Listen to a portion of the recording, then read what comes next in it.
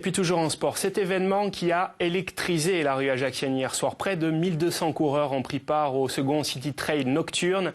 Un défi sportif et une formidable occasion de rire. Jean-Pierre Lec avec Jacques-Paul Stéphanie. Le record d'affluence est battu, ils sont plus de 1000 au départ de ce deuxième City Trail d'Ajaccio. Au vu de leur déguisement, l'objectif pour certains d'entre eux est loin d'établir le meilleur chrono possible, mais plutôt de passer un bon moment en compagnie de ses amis sur une épreuve qui séduit de plus en plus de monde. Je suis une coureuse occasionnelle, donc j'ai pas l'habitude de faire des trails. C'est mon deuxième cette année et j'ai fait le premier l'année dernière.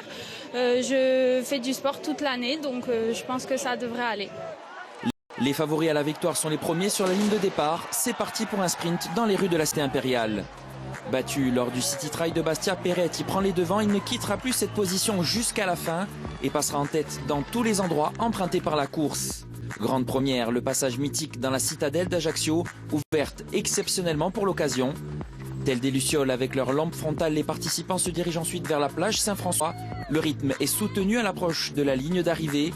Dernière difficulté, plus de 50 marches en direction de l'hôpital, avant la redescente vers le cours Napoléon et enfin l'arche d'arrivée sur la place de la mairie. Le tout en 34 minutes et 32 secondes pour le vainqueur 2016, Guillaume Perret. C'est bien d'avoir reconnu le parcours, c'était plus facile. Et je savais où, si j'étais bien aujourd'hui, où mettre l'attaque pour un peu distancer les autres, quoi. Chez les féminines, Anne-Sophie Maréchal termine 26e et première de sa catégorie à 6 minutes du vainqueur. Sincèrement, c'est une des courses que je préfère dans l'année parce que c'est très décontracté. On s'amuse, on déguise, il y a plein de monde. J'entendais mon nom un peu partout sur le parcours, c'était vraiment chouette, quoi. Rendez-vous l'année prochaine pour une nouvelle édition qui devrait une nouvelle fois faire tomber tous les records de participation pour une course à pied en Corse. A ringraziare, non t'avia stile.